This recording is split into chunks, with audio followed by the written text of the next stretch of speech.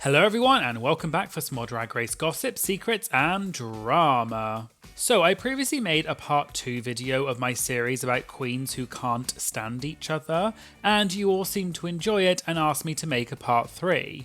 So here are 6 more Drag Race queens who can't stand each other or have had some kind of beef in the past. All that and more coming up in today's video, so let's get started. Raja and Pearl.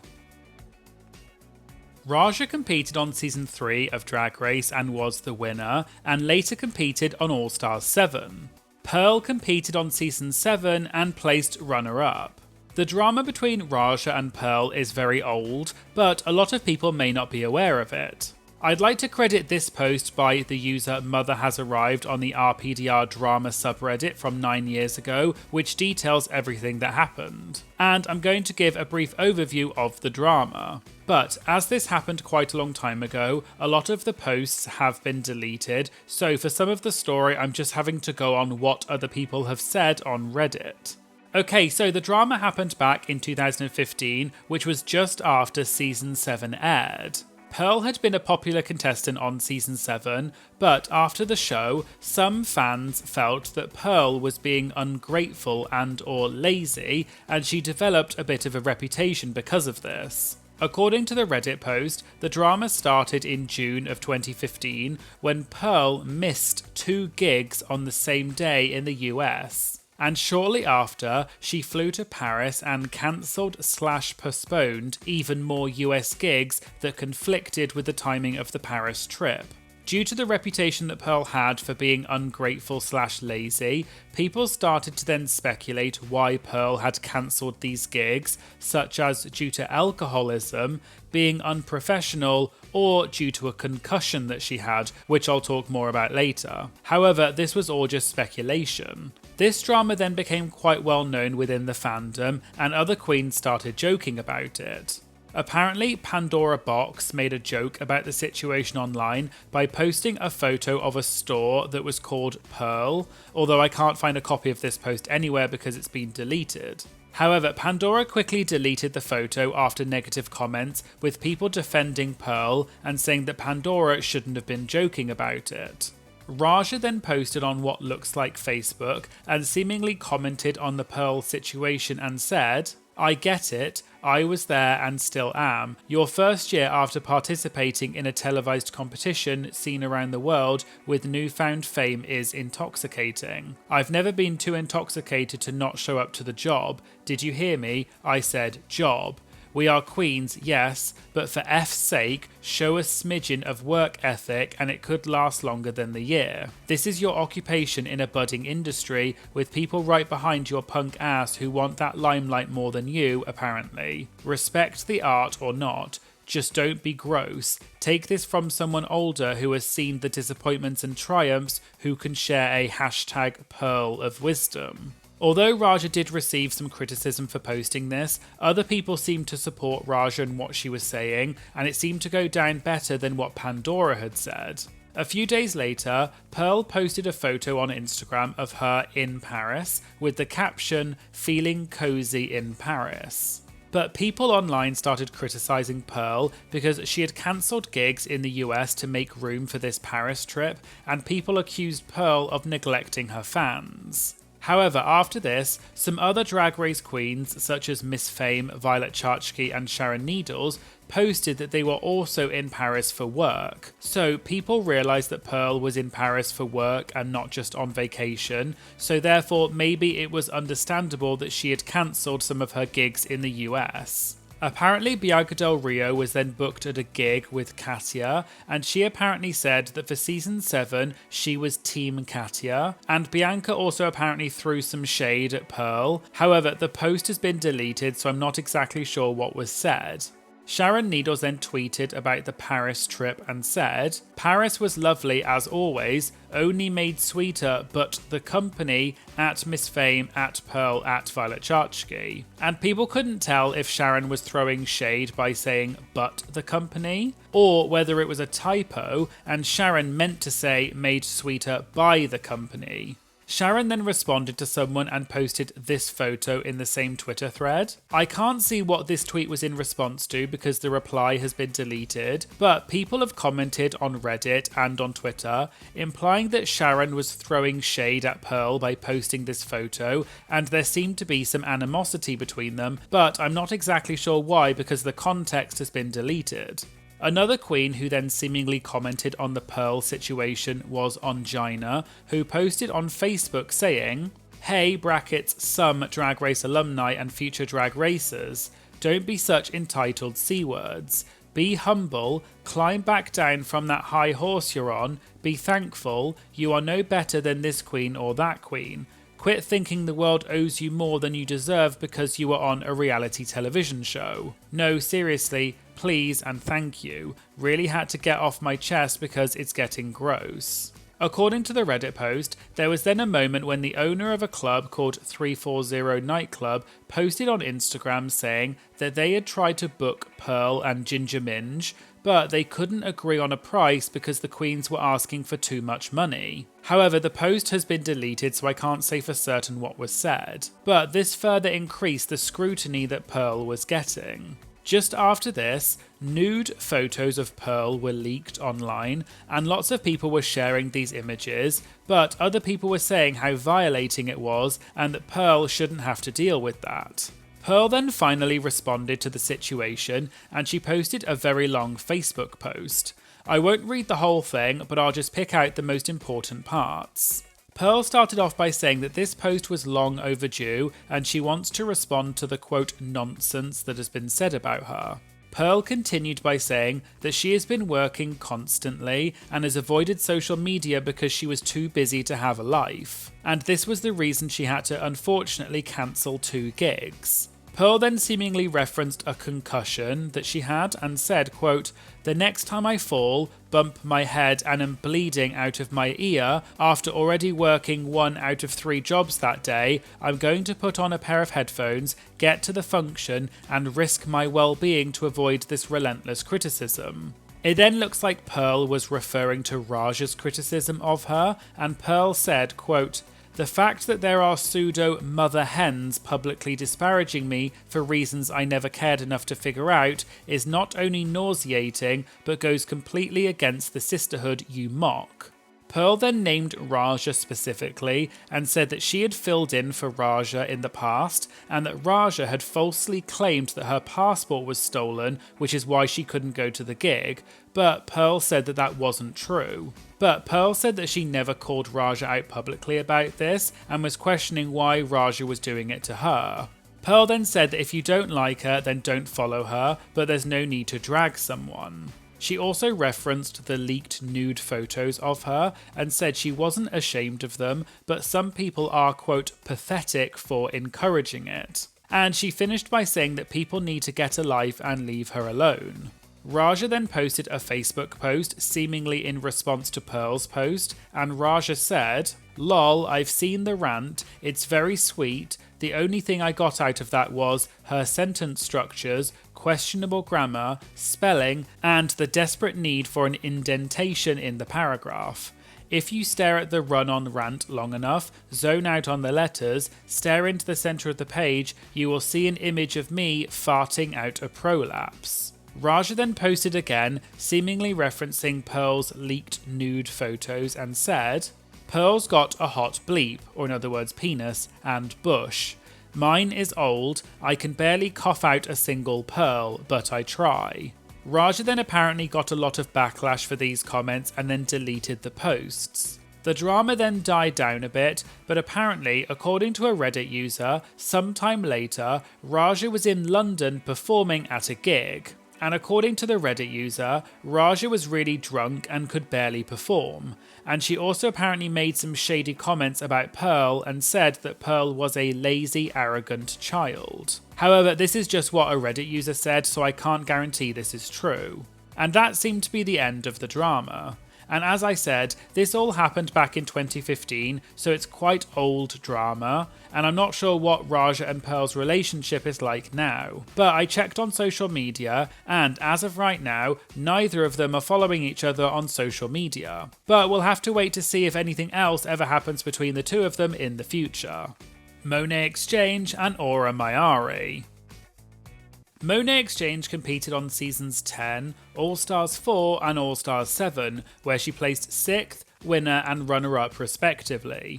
Aura Mayari competed on season 15 and placed 11th.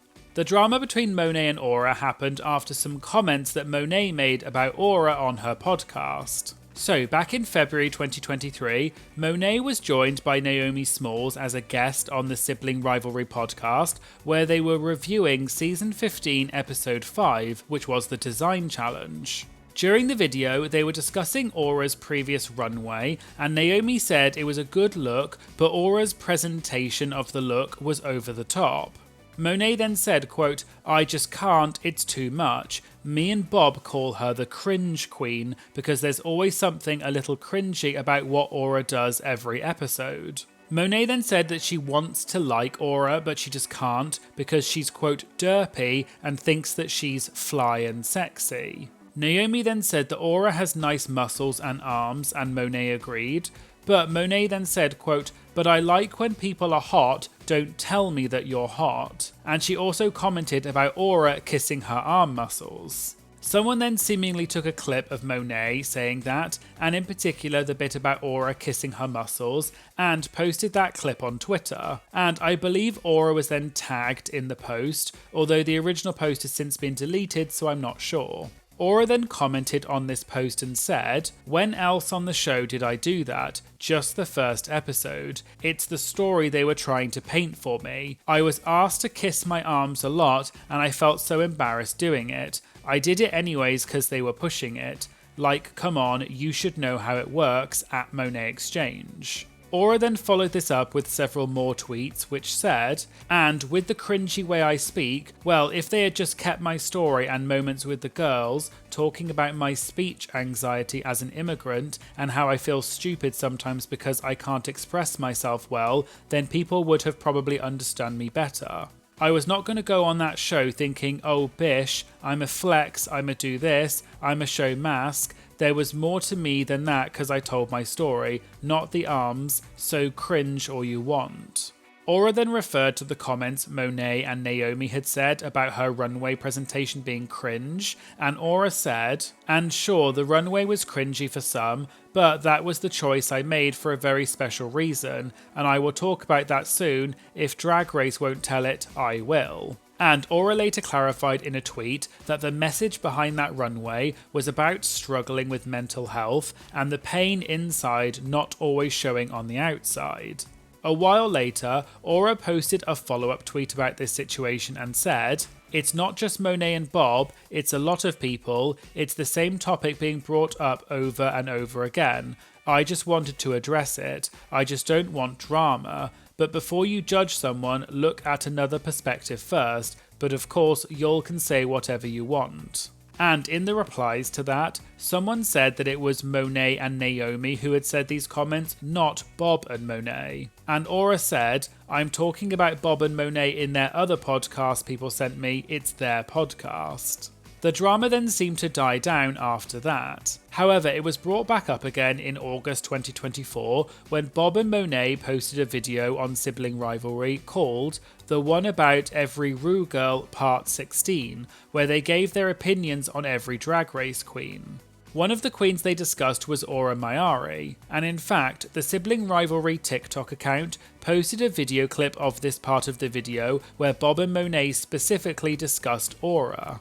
In the clip, Bob said that Monét had a beef with Aura, but Monét said that it was Bob who had the beef with her. But Bob said that Monét's memory is wrong, and their assistant off camera confirmed that it was Monét who had beef with Aura because of the comments that she said about her being cringe. Monét then checked to see if Aura had blocked her on social media, and she wasn't able to find Aura's account, which implies that Aura had blocked her. But Bob checked and said that she is not blocked, but Monét probably is.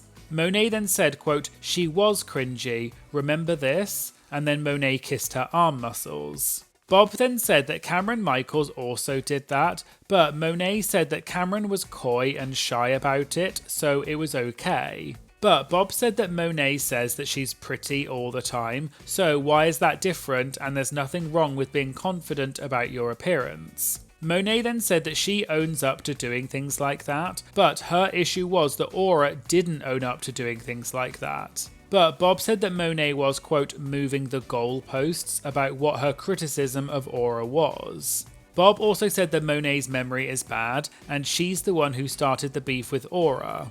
Monét then said that beef implies that it's two-sided, but Monét doesn't care about it, but said that Aura clearly does care because she blocked her on social media. And I don't believe Aura responded to this recent video, so it's not clear where the two of them stand. But that may be because Aura has seemingly blocked Monét on social media, so we'll have to wait and see if anything else to do with this ever happens in the future.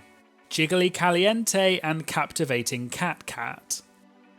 Jiggly Caliente competed on Season 4 and All-Stars 6, where she placed 8th and 12th respectively. Since 2022, Jiggly has also been a permanent judge on Drag Race Philippines. Captivating KatKat competed on Season 2 of Drag Race Philippines and was the winner. So there seems to be a major rift between Jiggly and Captivating KatKat, which happened back in July 2024. Just as some background information because it is relevant, KatKat won Season 2 of Drag Race Philippines. However, it was a bit controversial because she had apparently previously done blackface, and I found these photos of it on a Reddit thread. KatKat then issued an apology over a series of tweets where she said that in Pinoy drag culture, it's common to do female impersonation, which involves mimicking every aspect of that person. And she wanted to celebrate amazing women such as Whitney Houston, Grace Jones and Diana Ross by paying tribute to them by dressing up as them. But she apologised and said that she never meant to disrespect or offend anyone and promised that she would never do it again. However, I found another Reddit thread which has since been deleted, but apparently KatKat started defending herself shortly afterwards and was talking about cultural appropriation, and she apparently started blocking people who were criticising her. And in the comments, people were saying that KatKat wasn't taking accountability. There was also a screenshot posted on the Reddit thread, which looks like an Instagram comment which has been translated to English, where KatKat apparently said, "May question AKO, if some black people is calling out white people for cultural appropriation, then why black people are using straight blonde wigs? Isn't it cultural appropriation also?" And as I said, I can't see the actual post because it has since been deleted, but it's clear from the comments that KatKat was a bit of a controversial winner because of these comments. Although some people defended KatKat and said that she had apologised for her actions and she had taken accountability. Then, in July 2024, a Twitter user posted a thread of tweets called "Jiggly Needs to Get Fired."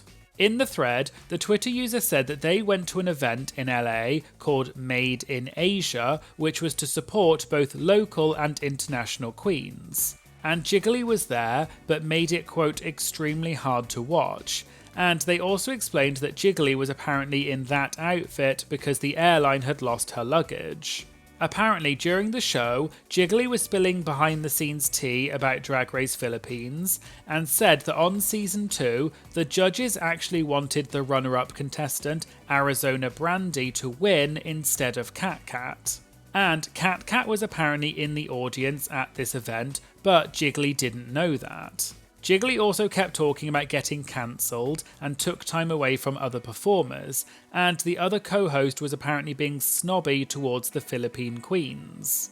There was also a producer of Drag Race Philippines in the audience at the event, and when Jiggly found out they were in the audience, she apparently said that she didn't care that she was spilling backstage tea, and said that they could replace her as a judge if they wanted to with Marina Summers. The Twitter user then said that Jiggly's microaggressions were, quote, oozing out, and she said that she was the token Asian on the show, and she also apparently joked that Filipinos hate Chinese people. The Twitter user finished by saying that they went up to KatKat at the end of the event to apologise for how Jiggly had been talking about her, and KatKat apparently said, quote, "It's okay, I'm used to it." And the Twitter user also said that Jiggly is unprofessional and has used her platform to spread negativity about KatKat. After all of this happened, KatKat responded to the situation and she reposted an Instagram story that another user had posted where they were criticising Jiggly, saying that she was tearing down another trans woman because both Jiggly and KatKat are trans. They also said that KatKat deserves more credit for the work that she has done in the community. KatKat then posted another Instagram story saying, "B, with that outfit, I really can't sit with you, you look like a homeless in downtown LA, lol." And this was presumably a reference to the outfit Jiggly was wearing at the event where she said that the airline had lost her luggage.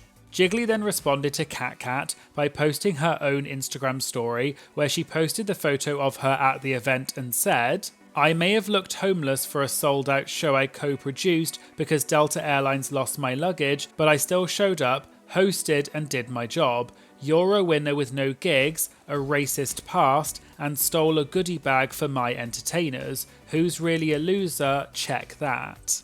There was also another time Jiggly posted this photo in an Instagram story, but it came out later that she had cropped out KatKat, who was standing on the far left of the original photo, so people took this as Jiggly throwing even more shade at KatKat.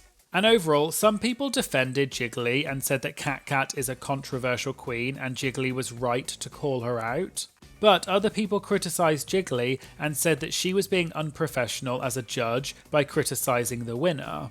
And people also brought up that in the past, Jiggly has said some problematic and racist things, such as using the N-word in an interview, as well as other problematic things, and people said Jiggly was being hypocritical. KatKat also did a show where she joked about Jiggly, and she projected several things onto the screen that Jiggly has said, such as when she called captivating KatKat, quote, "captivating black."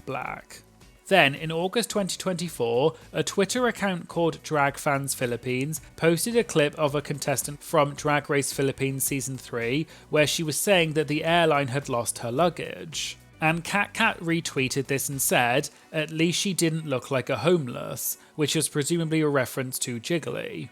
Jiggly then posted about this on what looks like Facebook and said, "I can't really get upset when people try to come for me when their grammar is wrong. Babe, you're literally showing the world you're illiterate. It's at least she didn't look homeless, not a homeless." And then it says something else in a different language, which according to Google Translate means, quote, "read, stupid fool." But I'm not sure if this is accurate or not.